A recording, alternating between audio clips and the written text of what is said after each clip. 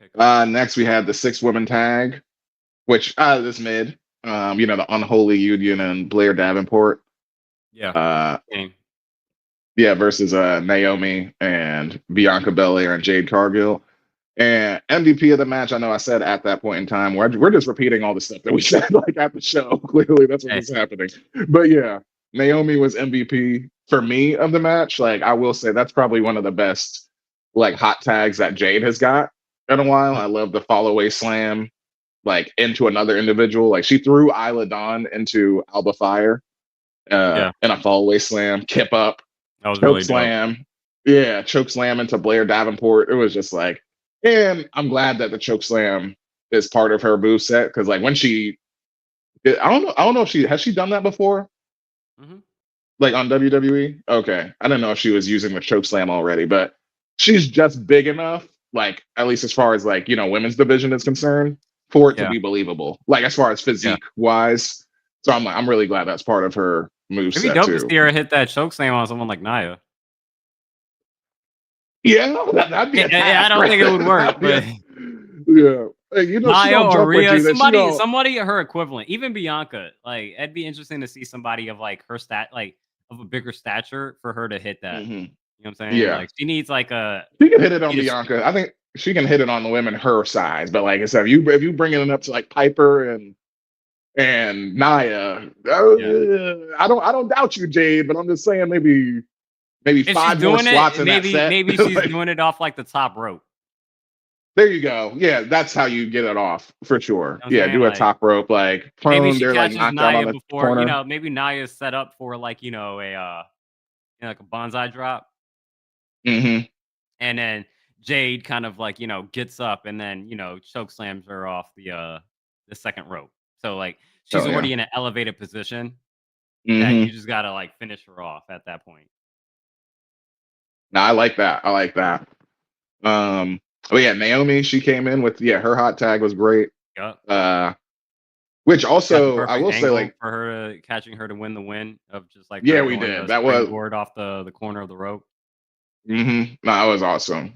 Which I don't think she's even named that. Like I know she like names like what is it? The not the hip check. What is it? What does she call her hip check? I don't know. And Jada Parker calls it hypnotic. Yeah. And that's her finisher. And I'm like, Naomi was using that way before also. And I'm just trying to remember because I know she Yeah. was using that as a finisher, but she needs to name that split leg moonsault thing. Like, been doing it for a while. So, Yeah. Um but yeah, yeah, but I enjoyed the match. same here, same here. We dapped up right after the win happened, and we were really excited that Naomi actually got the pin. And I Yeah. think it's indicative because we found out later in the show that Bianca and Jade will be fighting for the championships against Unholy Union at Bash of Berlin. And so you would think, okay, like what does that mean for Naomi? Because basically, it seems like they kind of got that title match off that win. So there is rumor that a women's mid card title will be coming to the main roster fairly soon. That we've talked about Naomi needing to get a little bit more respect. She's been taking a lot of L's this year, and when I'm like, why did you come back if you're just going to keep taking L's? That Hmm. maybe this is the early seeds of Naomi becoming the first mid card women's wrestling champion on the main roster. And I ain't mad at that at all. I think that's a great pick for it too, especially knowing like the work that she's already put in and like how skilled she still is in the ring. Mhm. It's like, yeah, this is like, I don't want to make it sound like a consolation prize because, she's obviously won the SmackDown women's title and like women's championships before. But yeah, it's like, you're more than due. So it's like, if you're not going to give her like a mania moment, then give her a history making moment. You know what I'm saying? So I like that as an option for sure. I would look at it as like the Seth Rollins of the women's division. It's Seth like, Rollins. in a sense, like it's like So Seth that's your number obviously one should have wrestler in been, the world. So that's what I Seth was should have thinking. been, having the world heavyweight championship, not the heavyweight championship, but like the WWE championship, like the one that Roman had, right? But it's like, all right, for business reasons, we got to keep it on Roman. That's why they created the other title belt.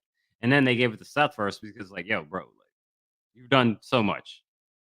And so, Hmm. like, we'll allow you to be the first one. And then we'll allow you to, like, cement the actual history of the title. So that's where I don't even see it as a constellation like championship. It's more of like you are setting the standard and the legacy for what this championship will be for WWE history. So that's why Yeah. how I kind of see that's where my comparison of like if Naomi was to win this mid card title, and it's kind of the same thing what Kalani's doing right now, right? It's like being the initial inaugural champion, you're establishing the legacy of how this title should be defended. Hmm. So I could see Naomi being like the longest reigning defending women's, United States champion or whatever title like she holds up as a mid card. But that's kind of how I kind of maybe that's where my comparison to her and Seth Rollins comes to be, as far as like the respect, as far as like what they are and their, as far as their work and how they're able to just kind of go out there and be professional and put on a good show and stuff like that. But not always having to take the back seat because somebody else is due at this moment.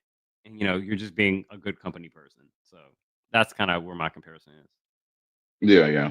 I like the Naomi pick, but as we were talking about, I'm not going to beat this to death, but like the only reason maybe not is because she did go to TNA as Trinity, and the only person that I could think that's like more of a vet than her is obviously Natalia.